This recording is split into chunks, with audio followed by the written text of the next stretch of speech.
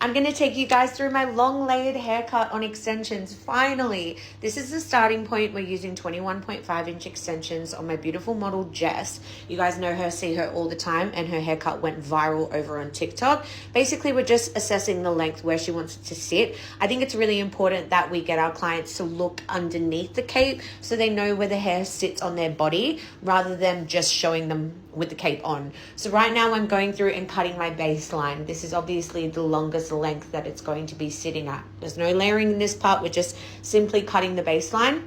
And we're going through section by section, bringing the hair from the top right down to the bottom, and then obviously dragging our comb and scissors down to cut a straight line.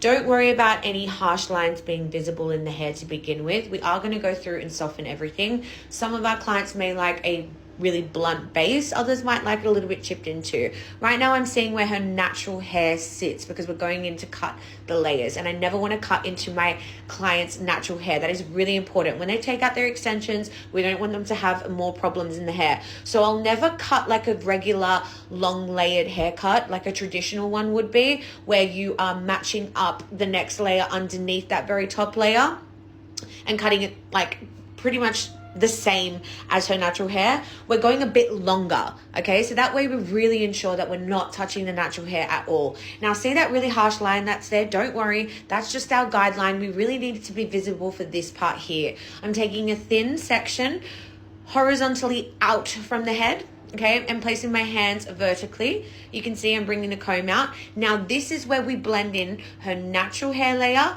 into the extensions. So I'm just slicing down. You can see really thin sections, bringing it outwards. That's how you get rid of the lines. This is how we maximize, you know, the chances of not seeing any harsh lines in the hair. So I'm pulling it out section by section, just gliding my scissors over, not cutting too much, just skim the surface. If you cut too much, you'll essentially start hacking into it, and that's when you'll see visible lines. You can see those lines now start to melt away by doing this. I'm going out from the head, dragging my scissors down and repeating this process all around the head, just bringing it out directly to me on a 90-degree angle. Guys, I'm not the best at explaining this haircut because it never got taught to me. This is something that I just do myself and I know works in the salon. So take it for what it is. If you learn from this, great. Let me know if you try it in the comments. But you can see I'm just slicing it down. Really, you can go in and always layer more, but just really focus on skimming rather than hacking. That's the best way that I can explain it.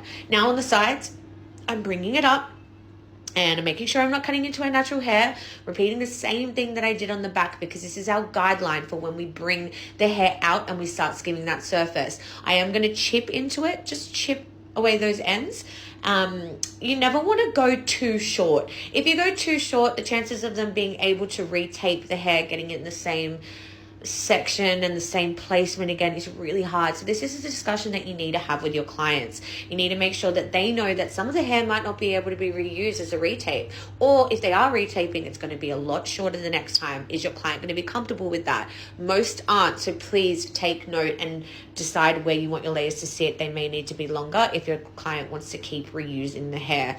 So I am again just skimming the surface, bringing it outward directly from the scalp and then placing it down. You can see, you can't see those layers. So this means that my client, when she wants to wear her hair straight, she's not going to be worried about seeing hack lines. That's really important. You don't want to do this beautiful long layered haircut that needs a faux blowout or a blowout in order for it to look good. You want something that's going to melt like butter. So when she wears it straight, she has the option. We need versatility. Our clients love versatility. Again, the other side, I am repeating this process by cutting away those ends. As you can see now, again, my guideline. And then we take those vertical sections, bringing the hair out, skimming the surface and connecting the natural hair into the extensions and melting those layers in. This is something that I do on a lot of my clients, but for clients that don't want to lose any length at all and they want to retape to the end of the days, I would say you're better off just layering the front sections rather than going throughout the whole head and layering everywhere. You're still going to get a really nice effect, but obviously the back, you're not going to end up seeing those layers. So have those discussions with your clients. Be really raw and transparent with them. They really appreciate and love honesty. You can see Jess's hair looks great when it's straight, and it's also going to look great great when we do the faux blowout. Now I need to connect in her fringe pieces because she didn't want any tapes applied there.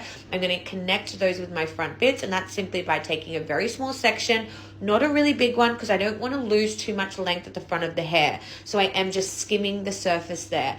The more hair you take and start to do this process, the more likely you're going to start hacking at that front bit. Does your client want really heavy layers in the front? Does she want to feel short, like she has short hair at the front?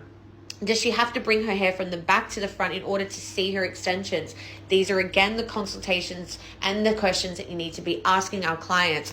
Do you want to look like you have long hair from the front? If they do, you're going to skim those layers through the front.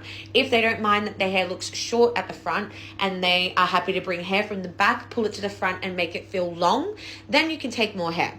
Okay, so again, I'm going on this other side and I'm just skimming that surface down, just taking a very thin section. So you're going to see the layers, but she's not going to lose the length at the front.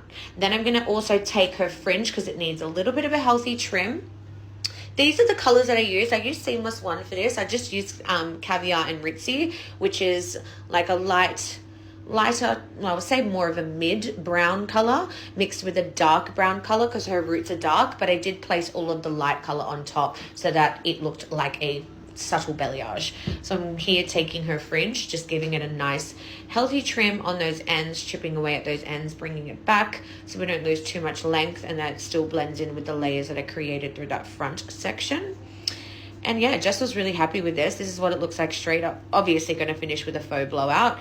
But when we take it to the back, this is where I finesse. So I can still see a little bit of lines happening. I want to even out that base a little bit. So I'm just gliding my scissors down through the back and then making a softer U shape through the sides, making sure that it all looks good.